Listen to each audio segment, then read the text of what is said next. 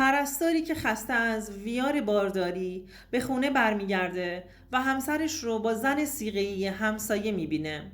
خیانتی که زندگیش رو زیر و رو میکنه. به کانال سایه های خیانت خوش اومدید. ما در اینجا سرگذشت واقعی افراد رو روایت میکنیم.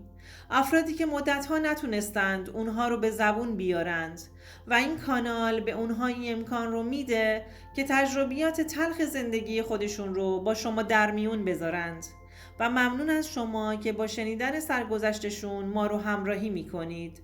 سوگند هستم. 2 خواهر بودیم. پدر و مادرمون برامون تو مجردی هیچی کم نمیذاشتند. هر وقت هر خواسته ای که داشتیم برامون هر طوری که بود فراهم میکردند. نمیذاشتن احساس کمبود چیز رو داشته باشیم. خواهرم دانشگاه پزشکی قبول شد و منم یه مقدار که از نظر درسی ازش ضعیفتر بودم پرستاری قبول شدم. خلاصه تونستیم دانشگاهمون رو با هر سختی که بود به پایان برسونیم. من تو دانشگاه با امیر آشنا شده بودم و بهش دلمو باخته بودم. امیر هم بعد از یه مدت خیلی کوتاه ازم خوشش اومد و ما با هم دوست شدیم و قرار شد که امیر در مورد من با خانواده‌اش صحبت کنه. من و امیر علاوه بر اینکه عاشق هم بودیم خیلی هم به همدیگه احترام میذاشتیم و دوستای خوبی واسه هم شده بودیم.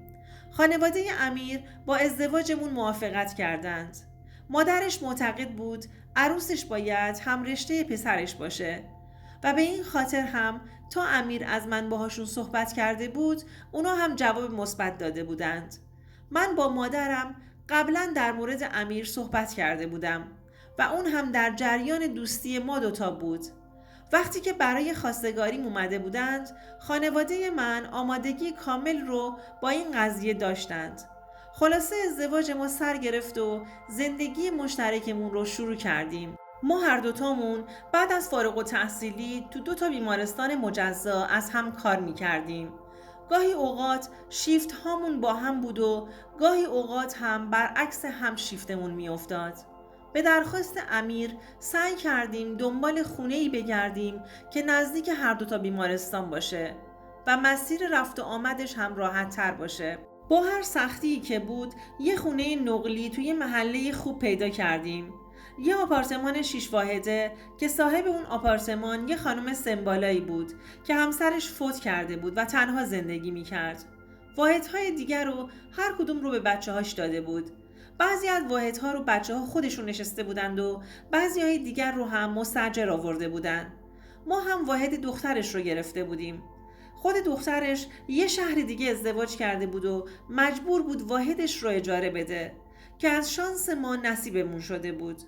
واحد روبرویی ما دست پسرش بود، پسر کوچیکش. پسرش وضع مالی خوبی داشت و با زن صیغه‌ایش زندگی میکرد. اما مادرش با پسرش مخالفت میکرد و میگفت اگر قراری که با این زن زندگی کنی باید حتما عقدش کنی. در این صورت نمیتونی باهاش توی این خونه باشی. اما برای پسرش اصلا حرفهای مادرش مهم نبود و اون همچنان با اون زن به زندگیش ادامه میداد. به خاطر همین موضوع هیچ کدوم از اعضای اون خانواده با اون زن رفت و آمد نمی کردند و براش احترامی قائل نبودند. دوستان عزیزم، اگر تا اینجای داستان خوشتون اومد لطفاً این ویدیو رو لایکش کنید. ما همسایه روبرویشون شده بودیم. اکثرا از اینکه سر و صدایی از اون واحد بیرون نمی اومد متوجه شده بودیم که بنده خدا بیشتر مواقع تنها زندگی میکنه و کس و کاری هم نداره. با اینکه کل خانواده پسر تو اون ساختمون زندگی میکردند اما به نظر میرسید که طردش کرده بودند. منم دلم براش میسوخت. هر وقت میدیدمش باهاش احوال پرسی میکردم. اسمش مهین بود. بعد از اینکه 1-2 بار باهاش روبرو شده بودم اسمش رو پرسیده بودم. مهین آدم محجبه‌ای بود و پوشش خودش رو داشت. همیشه ست لباس می پوشید و آرایش ملایمی می کرد. اینم بگم که اهل اون آپارتمان همشون به این شکل بودند و ظاهر محجبه‌ای داشتند. مهین هر زمان که منو میدید از طرز پوشش من تعریف می کرد و می گفت از طرز لباس پوشیدنت خوشم میاد. خیلی خوشگل میشی. همیشه با مهربونی و لطافت با من حرف میزد و همین برخوردش باعث صمیمیت ما شده بود. حتی گاهی اوقات وقتی که از سر کار برمیگشتم برام کیک میپخت و میآورد و با همون بهونه یه چند ساعتی رو کنار هم وقت میگذروندیم. انگار از تنهایی در اومده بود. همیشه دوست داشت وقتی که خونه هستم کنار من باشه یا منو به خونش دعوت کنه. منم بعد از اینکه از سر کار برمیگشتم و کارهای شخصی و منزلم رو انجام میدادم، تو وقتهای آزادم سعی میکردم دعوتش رو قبول کنم و کنارش باشم. دوستی ما در حدی رسیده بود که همدیگر رو به شام و نهار دعوت میکردیم تا خانوادگی بیشتر دور هم باشیم و همدیگر رو بهتر بشناسیم. من سعی میکردم تو بیمارستان شیفت شب رو هیچ وقت نمونم، اما ساعت کارم در طول روز هم طولانی میشد و باعث شده بود که یه چیزایی پشت سرم اتفاق بیفته که برام قابل باور نبود. تا اونجا که متوجه شده بودم مهین جلوی دیگران فقط محجبه بود، ولی جلوی من ظاهرش فرق میکرد. میگفت چون همسرش و خانوادش این شکلی هستند اونم مجبوره که قبول کنه. در کل خودش اهل حجاب نبود، ولی دیگه به این قضیه عادت کرده بود و میگفت سعی میکنه که این طرز پوشش رو رعایت کنه تا شوهرش رو راضی نگه داره که بخواد عقدش کنه. آخه اونا هنوز عقد نکرده بودند و فقط صیغه‌شون رو تمدید میکردند. من بعدها متوجه شده بودم که مهین باعث شده بود که پسر حاج خانوم زندگی اولش رو نابود کنه و با مهین وارد رابطه بشه. از اون روز به بعد دید منم نسبت بهش عوض شده بود. اون بنده های خدا حتی 2 بچه هم داشتند. وقتی اینا رو شنیده بودم تازه فهمیده بودم دلیل بیمحلی های ساکنین اون آپارتمان به مهین برای چی بوده. مهین یه زندگی متأهلی رو نابود کرده بود. منم تازه باردار شده بودم و دوران بارداریم رو میگذروندم، ولی همیشه احساس خستگی میکردم و دوست داشتم فقط بخوابم. به شدت ویار داشتم. از هر چیزی بدم میومد. هر بویی اذیتم میکرد. تازه 2 ماه و نیم از بارداریم گذشته بود. همسرم هم از وضعیتم خبر داشت و با رفتن به سر کارم مخالفت میکرد. اما من خودم اصرار به رفتن به سر کارم میکردم. یه روز کار تو بیمارستان اونقدر زیاد بود که من باید تا دیر وقت شیفت میموندم. اما اصلا حالم خوب نبود. به سختی روی پاهام مونده بودم. کمرم هم به شدت درد میکرد. اون روز فشار کاریم خیلی زیاد بود. همش بالا می آوردم. همین باعث شده بود ضعیفتر بشم و نتونم روی پاهام بمونم. طوری شده بود که همکارام دلشون برای من سوخته بود و به هم پیشنهاد دادند که به خونه برگردم و خودشون جای من ساعت کاری منو پر می کنند.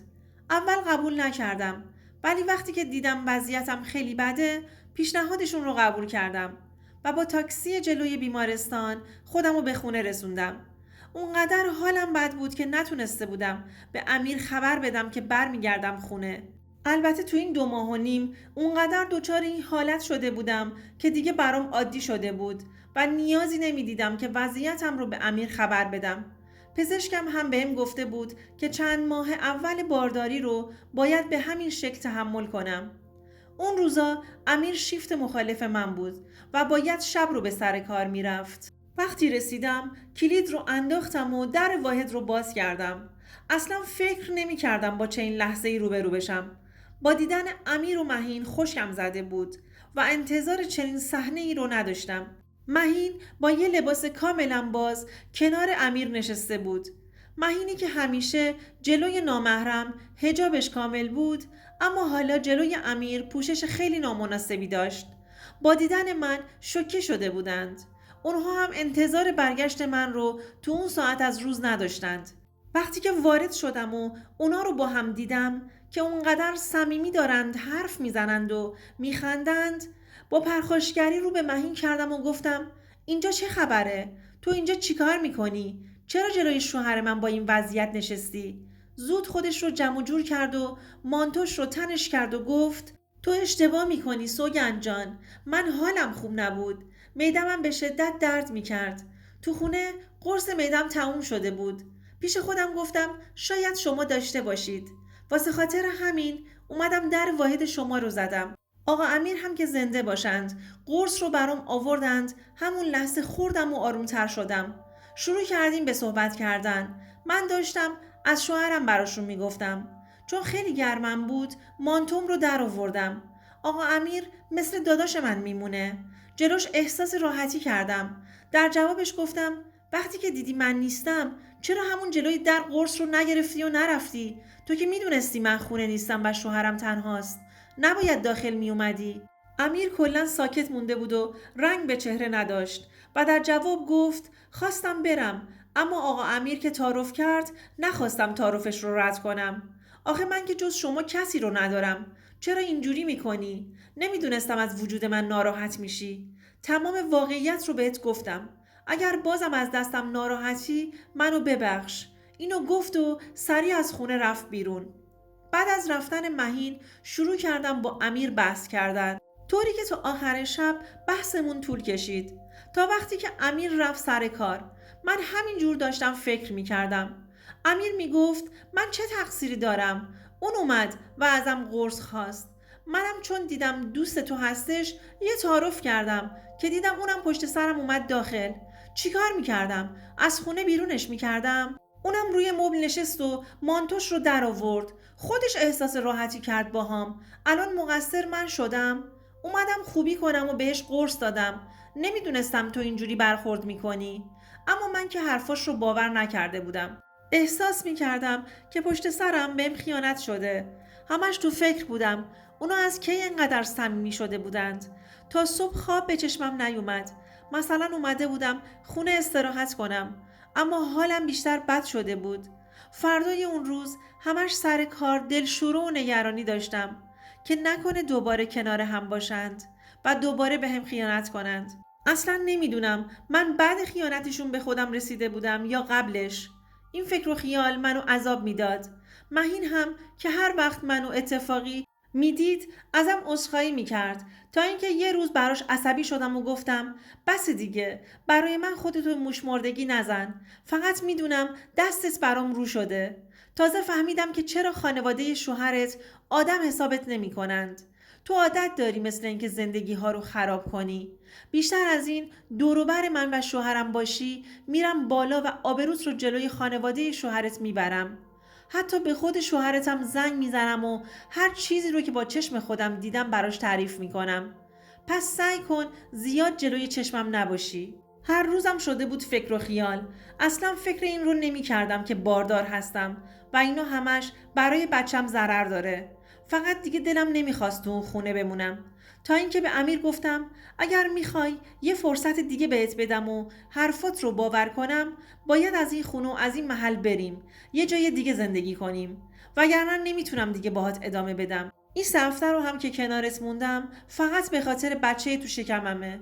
امیر هم تمام تلاشش رو میکرد که منو قانع کنه که اشتباه میکنم، اما شکی بود که تو وجودم رخنه کرده بود و از دستم هم کاری بر نمی اومد. امیر وقتی که دید هر روزمون جنگ و دعواست شروع کرد به خونه پیدا کردن. خلاصه یه خونه گرفتیم و به حاج خانم گفتیم که میخوایم بلند شیم. اون بنده خدا دلیل کارمون رو ازمون پرسید. اول میخواستم بگم ولی بازم جلوی خودم رو گرفتم. 1% احتمال دادم شاید حرفهاشون درست باشه. نخواستم آبروی مهین رو ببرم و بهش گفتم یه خونه نزدیک بیمارستان پیدا کردیم. الان چند سال میشه که از اون محل بیرون اومدیم و من هنوز هم که بهش فکر میکنم اعصابم به هم میریزه. این قضیه تو روح و روان من تأثیر گذاشته بود. هر روز که دلم میخواست عاشقانه با امیر رفتار کنم دیگه نمیتونستم، چون دیگه من اون سوگند سابق نبودم.